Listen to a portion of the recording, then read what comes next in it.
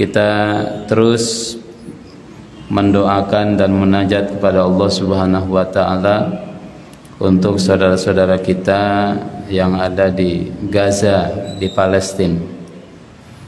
Kalau saya ngikutin berita, masih update terus tadi malam, atau mungkin kalau di sana masih malam nih ya, 4 jam mundur nih. Sekarang jam 5, kalau di kita mundur 4 jam ke belakang jamaah sekalian. Berarti ya di sana masih sekitar jam berapa itu? Jam 1 ya. Itu bombardir Zionis ke Gaza itu paling sadis, paling masif selama peperangan berlangsung yang sudah berjalan 20 hari. Tadi malam katanya mayat bergeletakan di jalanan, belum bisa dievakuasi karena saking masifnya rudal-rudal bom-bom yang dijatuhkan ke kota Gaza dengan tanpa membedakan apakah ini rakyat sipil atau militer. Bahkan ada kekhawatiran, ketakutan mereka jika salah satu-satunya rumah sakit yang masih bisa menampung itu adalah rumah sakit Asy-Syifa.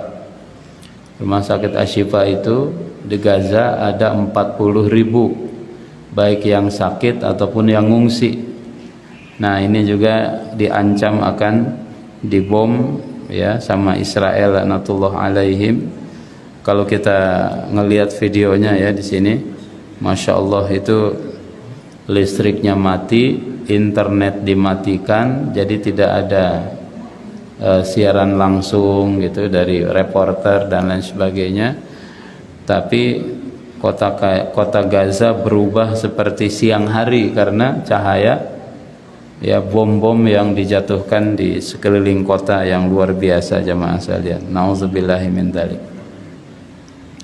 Termasuk yang dibombardir ini adalah rumah sakit Indonesia yang ada di Gaza. Dekat ya. Maksudnya di sekeliling rumah sakit Indonesia yang ada di Gaza Utara itu juga dibombardir sama Zionis Israel laknatullah alaihi. Karena itu di Jakarta hari ini jam 6 itu ada aksi seruan, aksi demonstrasi damai insyaallah di depan kedutaan besar Amerika, karena Amerika dengan terang-terangan mendukung invasi, penyerangan, lebih tepatnya pembantaian kepada rakyat sipil yang ada di Gaza. Mungkin hari ini korbannya sudah 9.000 jemaah sekalian. 70% anak-anak, wanita ya, dan orang-orang tua yang tidak bisa berbuat apapun. Kita doakan terus ya, kita tolong, kita bantu semampu yang kita bisa lakukan. Oleh karena itu, ikhwatul iman dirahmati Allah Subhanahu wa taala, tema kita hari ini belajar dari Gaza. Jamaah sekalian dirahmati Allah, kenapa masih ada perlawanan dari para pejuang di Gaza, di Palestina secara umum terhadap Israel? Ada 4 alasan. Alasan yang pertama, mereka ingin merdeka. Ya, mereka ingin merdeka dari penjajahan, dari kezaliman, dari pembantaian, dan dari segala sesuatu yang menghambat kemerdekaan. Kita dulu dijajah sama Belanda, dijajah sama Jepang, maka adalah para pejuang melawan, para pahlawan melawan. Jamaah sekalian, kenapa ngelawan? Ingin merdeka. Ada Pangeran Diponegoro, ada Tuanku Imam Bonjol, ada Kiai Haji Zainal Mustafa, ada Cut Nyadin, Teku Umar, ya. Kemudian ada Pangeran Fatahillah, ngusir Portugis, panjang sekali, ingin merdeka. Penjajah menyebut para pejuang itu teroris karena mengganggu kenyamanan mereka. Tapi bagi kita bangsa Indonesia, para pejuang itu pahlawan. Sama juga para pejuang di Palestina, kata Israel teroris. Tapi bagi mereka yang punya tanah yang dirampas, dijajah, Israel itulah yang teroris sesungguhnya. Ingin merdeka. Ya, satu-satunya negara di dunia yang belum merdeka Palestina. Negara-negara yang lain sudah merdeka, jamaah sekalian. Indonesia merdeka, Malaysia merdeka, Singapura merdeka, negara-negara Afrika merdeka, dan lain sebagainya. Tapi Palestina sejak tahun 48 masih terus dijajah oleh Zionis Israel laknatullah alaihi. Ada orang masuk ke rumah, logikanya atau perumpamaannya itu, numpang tidur, kata tuan rumah, silahkan. Minggu berikutnya bawa anaknya, minggu berikutnya bawa mertuanya, minggu berikutnya bawa pamannya, bawa tetangganya. Lama-lama ini rumah saya, kata dia.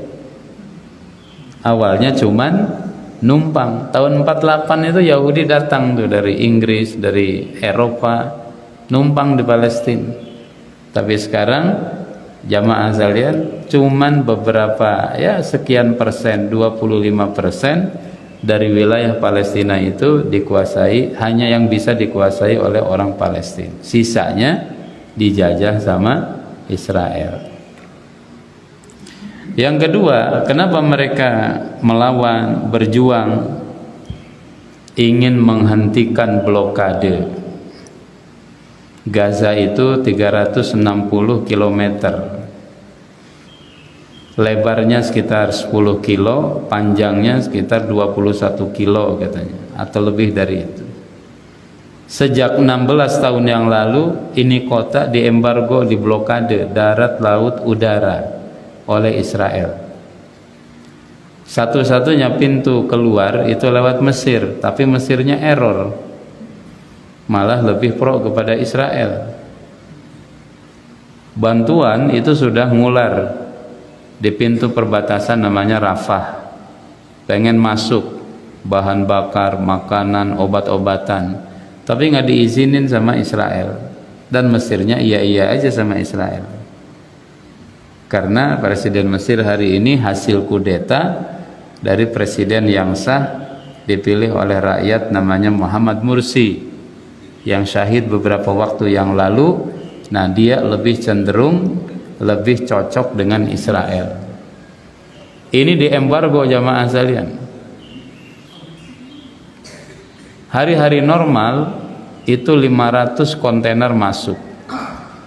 Itu tidak cukup untuk menghidupi 2,5 penduduk Gaza, 2,5 juta penduduk Gaza. Di masa perang ini cuma 50 sehari. Itu pun baru kemarin-kemarin dibuka. Biasanya 500 saja nggak cukup, apalagi cuman 50. Dibilang ibarat setetes air di tengah samudra. Jadi luar biasa jamaah saya. Kemudian apalagi, kenapa mereka melawan, berjuang? Ingin mendapatkan namanya hakul audah, hak untuk kembali lagi ke Palestina. Penduduk Palestina itu sekitar 12 juta. Di Gaza 2,5 juta, di tepi barat sekian juta. Di mana sisa penduduknya? Ada di Lebanon, ada di Yordania, ada di Suriah, pada ngungsi semuanya. Dan Israel tidak mengizinkan mereka balik lagi ke negara asalnya. Jadi banyakkan di luar tuh penduduk-penduduk Palestina tuh, di perkemahan-perkemahan gitu ya, Mukhayyam Yarmuk, Mukhayyam apa dan lain sebagainya. Berjuang agar penduduk asli Palestina yang ada di luar negeri bisa kembali menginjakkan kaki di tanah airnya. Kita aja kan kalau lebaran ada mudik, ya enggak? Meskipun udah betah nih di Ciledug, di Banguntapan, ya kan, ini perumahan apa namanya Pak Imam? Bangun Reksa, ya. Nah, tapi kalau musim lebaran mah ingin mudik ke Jawa, ke mana, Jawa Tengah, Jawa Timur, Jawa Barat gitu ya. Ingin kembali. Ini ada penduduk Palestina, saya punya kenalan dari lahir sampai sekarang usianya 60, dia bilang saya belum pernah nginjek kaki rumah saya, kampung saya. Luar biasa. Hakul audah. Yang keempat, kenapa mereka berjuang melawan, ingin membebaskan lebih dari 50.000 tawanan yang ada di penjara-penjara Israel. Dan Israel ngasih hukumannya nggak kira-kira, dihukum berapa? 100 tahun. Ini usia yang dihukum udah 30 tahun, dihukum 100 tahun. Dia bisa bebas kalau sudah usia 130 tahun. Nyampe nggak tuh? Nah, ini yang ngajak supaya dia mati di dalam penjara. Ada anak di penjara, ya. Masuk penjara tuh masih muda, keluar penjara udah beruban, udah 60, 50, subhanallah. Nah, jamaah sekalian dirahmati Allah Subhanahu wa taala, itu kondisi yang sedang terjadi. Kemarin pada tanggal 7 Oktober, ya, para pejuang Hamas menyerang pos-pos militer Israel. Kenapa mereka melakukan itu jamaah sekalian? Karena situasi politik di sana. Pertama, ada negara Arab yang ingin melakukan normalisasi hubungan dengan Israel. Jadi ini penjajah. Kalau penjajah ini dianggap melakukan normalisasi hubungan, berarti kan dia dianggap sebagai negara yang sah. Padahal negaranya dia negara jajahan, punya orang diambil. Yang akan mengakui ini negara besar. Katanya kalau negara ini jadi ngaku kemerdekaan atau ngaku Israel, itu sudah ada 17 negara lain yang akan ikut membuka hubungan diplomatik dengan Israel. Negara-negara Islam. Nah, oleh karena itu para pejuang di sana ingin menggagalkan proses itu jamaah sekalian. Karena itu merugikan perjuangan dan merupakan pengkhianatan kepada perjuangan. Ikhwatul iman dirahmati Allah, belajar dari Gaza, apa yang kita pelajari jamaah? Satu, kita belajar sabar, ya, belajar dari mereka itu belajar sabar. Sabar banget ini negara ini, ya, jamaah sekalian, 16 tahun di embargo, di blokade, tapi nggak ada di sana pencurian, nggak ada di sana orang gantung diri padahal dibombardir.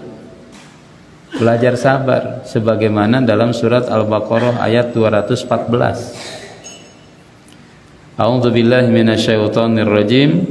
Am hasibtum an tadkhulul jannah walamma ya'tikum masalul ladzina khalau min qablikum.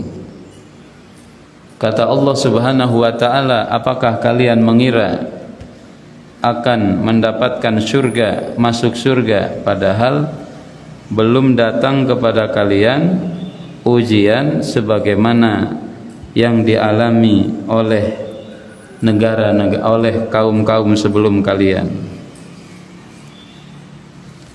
Jamaah sekalian, massathumul ba'sa wad-dharra wa zulzilu hatta yaqula ar-rasulu walladzina ma'ahu mata nasrullah ala inna nasrallahi qarib. Kata Allah Subhanahu wa taala, kaum terdahulu itu apa? Masathumul ba'sa, hartanya habis, wadh-dharra, badannya kena penyakit, wazulzilu, hatinya terguncang. Masya Allah.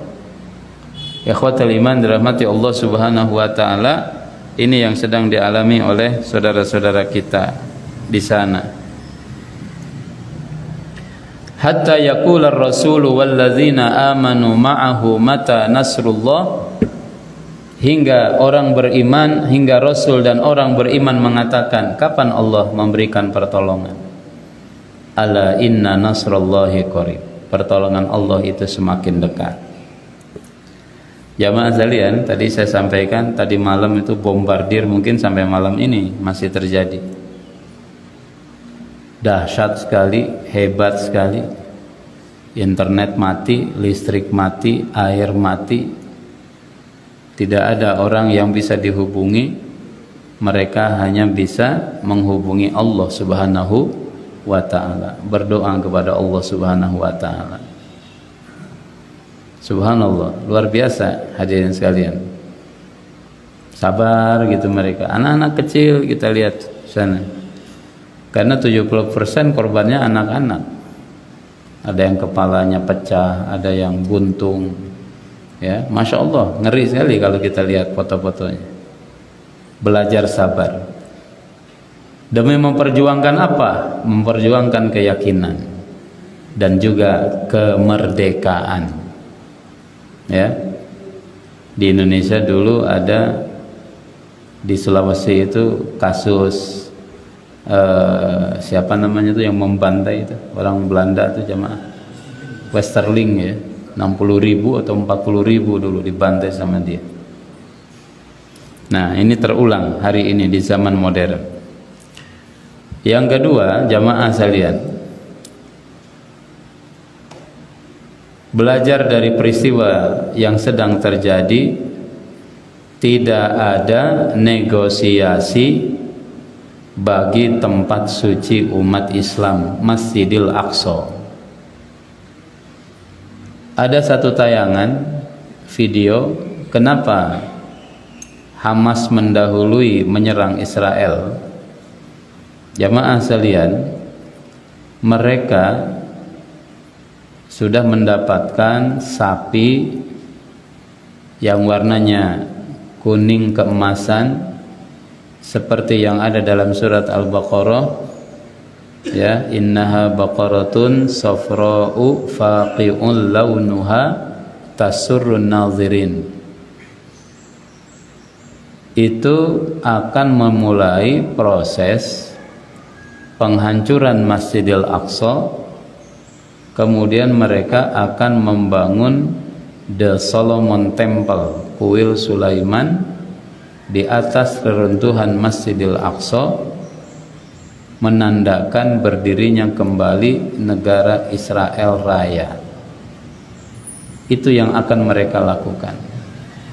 Makanya orang lagi sholat di Masjidil Aqsa digebukin, ya, ditembakin gas air mata, dilarang. Hari ini dilarang tuh, orang nggak boleh datang sholat di Masjidil Aqsa. Nah, ini nggak boleh ditawar-tawar. Ini kiblat utama umat Islam. Kata Nabi, jangan menyiapkan perjalanan secara serius kecuali untuk mengunjungi 3 masjid: Masjidil Haram, Masjid Nabawi, sama Masjidil Aqsa. Ini jangan lupa nih dari doa-doa kita jamaah sekalian. Di Masjidil Haram sholat sebanding dengan 100.000 kali sholat. Di Masjid Nabawi sekali sholat sebanding dengan 1000 kali sholat. Di Masjidil Aqsa satu sholat sebanding dengan 500 kali sholat. Masjid Nabawi, Masjidil Haram aman, alhamdulillah. Tapi Masjidil Aqsa ini dalam bahaya. Pondasinya itu sudah digali terus, dikeropot, digerogotin sama Zionis Israel. Mereka sudah bikin acara-acara di basementnya gitu, dikontrol sama Yahudi. Jamaah sekalian, tidak tawar menawar, Masjidil Aqsa kiblat pertama umat Islam. Masjidil Aqsa juga tempat Isra dan Mi'rajnya Rasulullah sallallahu alaihi. Subhanalladzi asra bi 'abdihi lailan minal masjidil haram ilal masjidil aqsa alladzi barakna haulahu linuriyahu min ayatina innahu huwas samiul basir.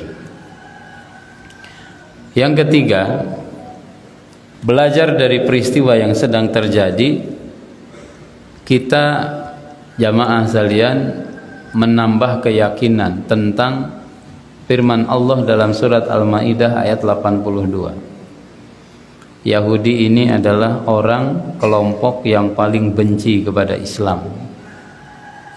Itu Allah yang mengatakan, la tajidanna asyaddan nasi adawatan lilladzina amanul yahud walladzina asyraku. Benar-benar kalian akan menemukan manusia yang paling benci, yang paling keras permusuhannya kepada umat beriman, orang-orang beriman, yaitu orang Yahudi dan orang-orang musyrik. Dibantainya itu rumah sakit, dibom, 600 meninggal.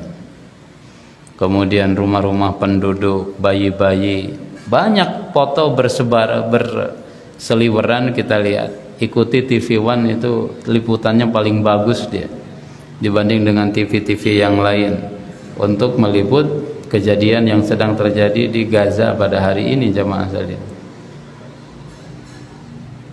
Nah, ini difirmankan oleh Allah Subhanahu wa taala. Karenanya beberapa negara Arab hari ini melakukan boikot kepada produk-produk mereka dan produk yang mendukung invasi ini. Di antaranya apa? Starbucks. Nih, jangan ngopi lagi di Starbucks nih. Kapal api aja udah. Ya. Kapal api apa namanya? Gajah apa tuh yang nubruk tembok tuh? Nah, itu kan ada kapal. Sekarang udah nggak muncul lagi itu ininya. Iklannya udah laku mungkin. Starbucks, kemudian McD. Karena dia mengatakan ya, tentara yang nyerang Gaza makan McD gratis. Udah ganti McD pakai pecel ayam aja tuh. Ya, ayamnya sama, jamaah sekalian, beda masaknya doang. Lebih gede dagingnya itu. Ya, minumnya jangan Pepsi, jangan Fanta, Coca-Cola. Udah minumnya pakai bajigur. Bajigur bandrek, lebih sehat. Apalagi tuh temulawak, ya, jamu, masya Allah. Karena mereka baru paham kalau kita begituin gitu. Kita boikot produk-produk mereka. Di Kuwait itu kosong, Starbucks kosong. Ini cek dulu nih, kopi kita kopi apa ini? Mantap ini. Ini kapal perang ya, bismillah. Nah, ini nggak ada rasa Starbucks nih, aman insyaallah. Kopi Palestina. Nah, jamaah sekalian dirahmati Allah, luar biasa. La tajidanna asyaddan nas. Merek Danone ya. Danone pokoknya, Unilever. Itu banyak tuh berseliweran tuh. Ya, kalau kita nggak bisa nolong saudara kita secara langsung, minimal kita lakukan itu. Ya, lakukan itu jamaah sekalian. Nah, ikhwatal iman, di rumah sih masih pakai produk Unilever tuh sikat gigi, ngabisin odol sayang kalau dibuang kan. Udah dibeli. Nah tapi kalau yang beli baru kita cari produk yang lain. Nah hadirin sekalian, ini ngeri sekali. Makanya jam 6 ini ya, depan di Jakarta ini wajib datang kita. Ngaji kita jangan lama-lama nih supaya saya jam 6 bisa di sana. Keempat, tabiat Yahudi ini penakut. Tabiat mereka itu sesungguhnya penakut. Kata Quran surat Al-Hasyr ayat 14. La yuqatilunakum jami'an illa fi quram muhassanatin aw min wara'i judur ba'suhum bainahum syadid. Mereka tidak akan memerangi kalian secara bersama-sama kecuali dari kampung-kampung yang dibenteng, berbenteng kokoh kuat, atau dari balik tembok.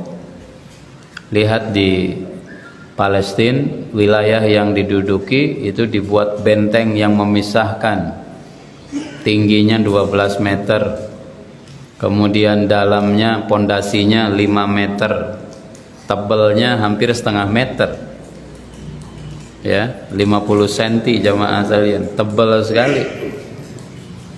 Takut mereka ini penakut. Di awal-awal perang ini bahkan turun bantuan dari Amerika, Delta Force, pasukan Delta Force ingin bantu. Saya dapat tadi di ini ya, di Twitter gitu, ingin bantu nyerang darat ke Gaza. Kata mereka, kata tentara Amerika ini yang dulu nangkap Saddam Hussein ya, yang dulu ngebunuh pimpinan Iran. Dia bilang, ayo kita serang darat. Kata orang Israel, saya nggak mau gitu. Kata tentara Amerika, ini nggak ada orang, katanya kosong gitu ya. Ya udah silakan aja kalian kalau berani gitu. Masuk tuh tentara Amerika bawa tank dan lain sebagainya. Ada videonya. Mungkin baru 200 meter mereka sudah kocar-kacir, 14 mati. 14 mati jemaah sekalian. Kemudian kata komandan tentara Amerika, ya saya ngerti kenapa kamu nggak mau datang sana gitu. Kenapa kamu nggak mau nyerang darat? Karena pasukan Al-Qassam ini menyiapkan sistem terowongan ya, bawah tanah. Berapa terowongan yang mereka miliki? 1.300. Berapa panjangnya? Total 500 km. Berapa dalamnya? Paling dalam 70 meter di bawah tanah. Jadi mau dibom bagaimanapun itu nggak akan mempan. Ya, dibom sana sini itu nggak ada tuh rudalnya tetap aja bisa nembak Israel gitu kan. Di mana rudal-rudal mereka simpan? Di bawah tanah. Makanya si Israel dengan Amerika ini ingin melakukan ya, nyemprotin gas sarin, gas saraf ke dalam lubang-lubang ini, terowongan-terowongan ini. Ya, mereka pikir kalau diserang nggak bisa, udah pakai gas aja, dan itu diharamkan dilarang secara hukum internasional. Tapi bagi mereka yang bikin hukum sendiri bodoh-bodoh amat gitu, suka-suka gue gitu jamaah sekalian. Nah, ikhwatal iman, ini tabiat Yahudi. Ya, ini Allah sudah buka kita, Allah sudah buka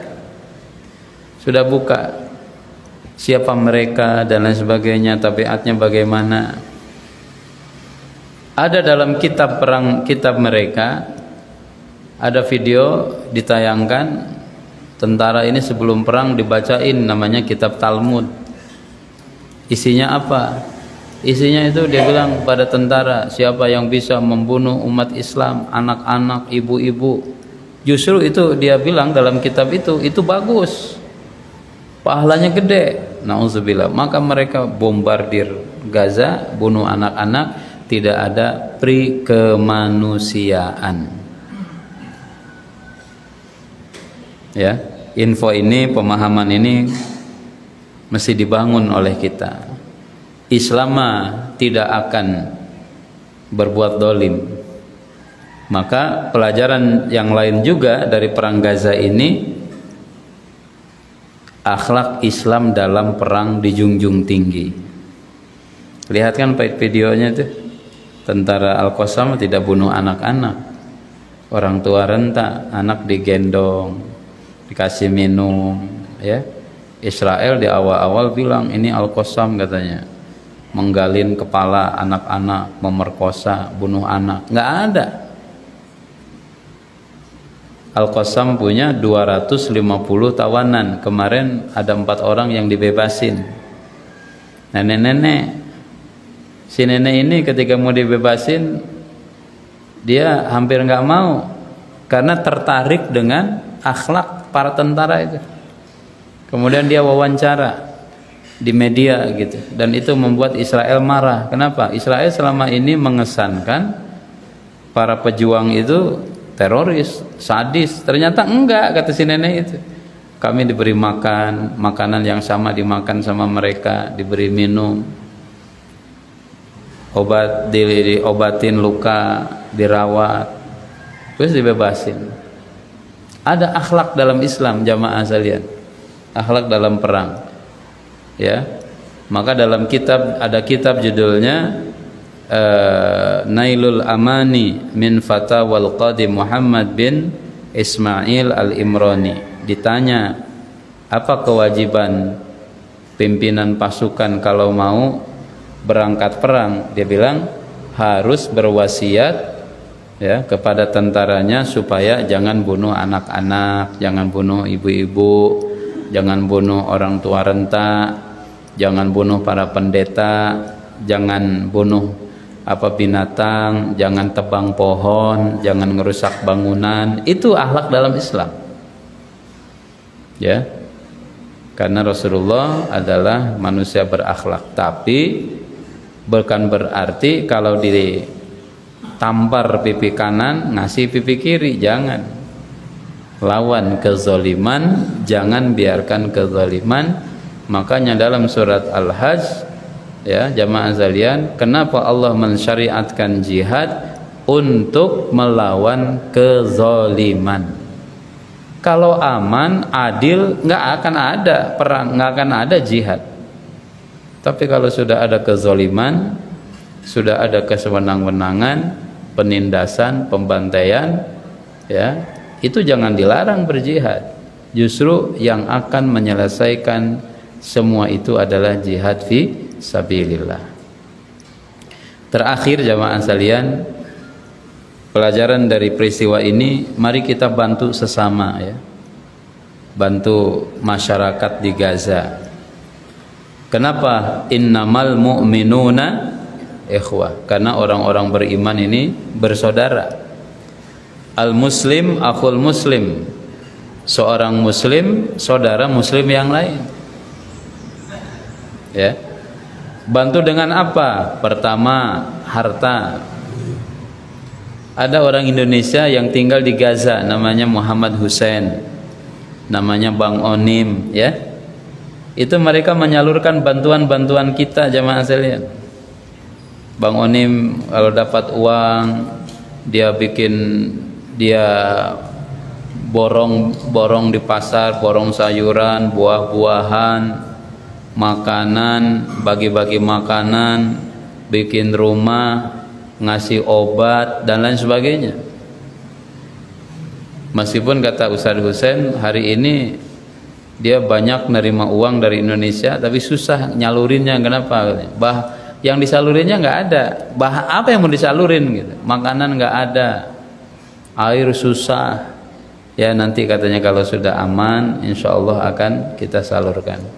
Indonesia punya rumah sakit di sana, rumah sakit Indonesia dari kaum muslimin, bukan dari pemerintah tuh duitnya. Di situ yang bangun tuh ada Mercy, ada FPI, ya, ada Darut Tauhid, berbagai macam lembaga di Indonesia nyumbang ke sana, jamaah sekalian.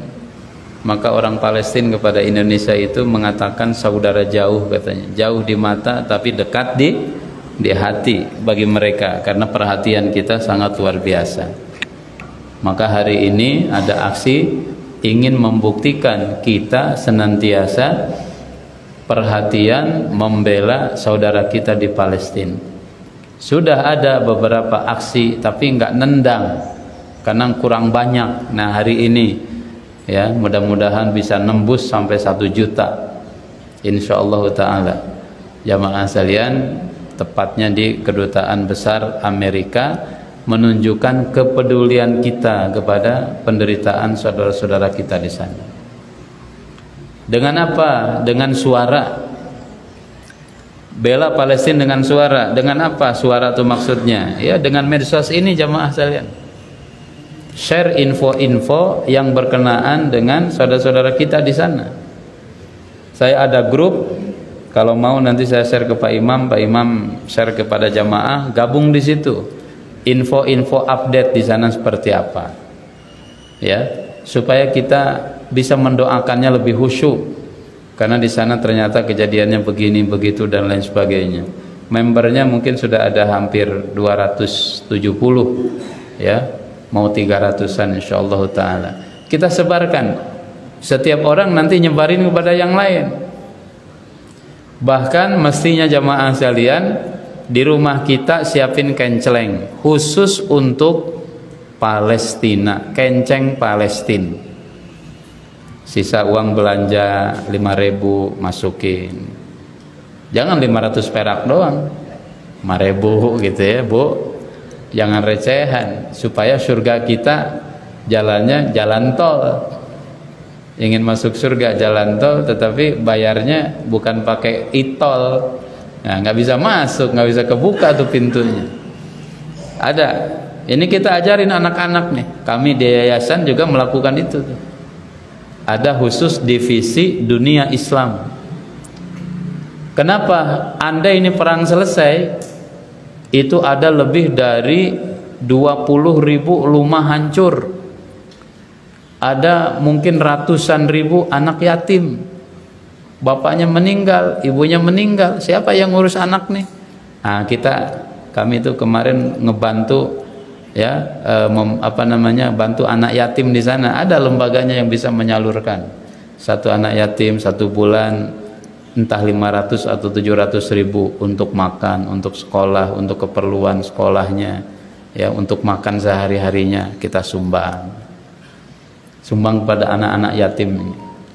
Karena jamaah sekalian ini masalahnya panjang, butuh nafas panjang, perlu kita gelorakan dan kita sampaikan kepada dunia. Dan yang terakhir itu dengan doa ya. Kita doakan saudara-saudara kita di sana dalam sholat, dalam kunut nazilah. Kunut nazilahnya itu tambahin tadi itu ya, mesti ada kalau dalam kunut nazilah laknat kepada orang-orang yang membantai umat Islam hari ini. Selain kita mendoakan Allahumma ansuril islama wal muslimin fi Palestin, Allahumma ansuril mujahidina fi Palestin, tapi juga tambahin Allahumma shdud wat'ataka alal yahudi zalimin. Allahumma shdud wat'ataka, ya Allah timpakan azabmu yang keras kepada Yahudi yang zalim. Ya Allahumma al'anhum la'nan kabira, Allahumma syattid syamlahum wa mazzik jam'ahum wa dammir diyarahum. Ya Allah cerai-beraikan barisan mereka. Ya Allah goncangkan bumi mereka, hancurkan senjata-senjata mereka. Jamaah sekalian, seperti itu Rasulullah dulu ngajarin ketika kunut nazilah. Ada 70 orang sahabat dibantai sama beberapa kabilah Usayyah, Zakwan, Ri'il dan lain sebagainya. Didoakan dalam kunut nazilah. Kunut nazilah setiap 5 waktu sholat, bukan hanya subuh. Dalam 5 waktu sholat dikeraskan, diaminkan sama jamaah. Nggak usah panjang-panjang, to the point aja gitu ya. Allahumma anjil Islam wal muslimin, Allahumma ansuril mujahidina fi Palestin, Allahumma ansuril mujahidina fi Gaza, Allahumma shdud wat'ataka alal yahudiz zalimin wal mujrimin gitu. Allahumma shdud wat'ataka alaihim, Allahumma al'anhum, Allahumma syatid syamlahum wa mazzik jam'ahum. Sudah selesai, kemudian ruku. Dan doa-doa yang lain. Doa umat Islam ini hampir 2 miliar. Tapi ada negara, bukan negara, kota Gaza ini dicuekin aja. Negara-negara tetangganya itu ya nggak mau tuh bantu pemerintahnya, maksudnya. Kalau masyarakatnya mau, oh, luar biasa. Ini pemerintahnya sudah dibeli sama Israel. Makanya bahkan ada Yordan itu mengizinkan tentara Amerika masuk ke Israel lewat tanah Yordan. Untuk apa? Ngebantai saudara yang muslim namanya Palestina.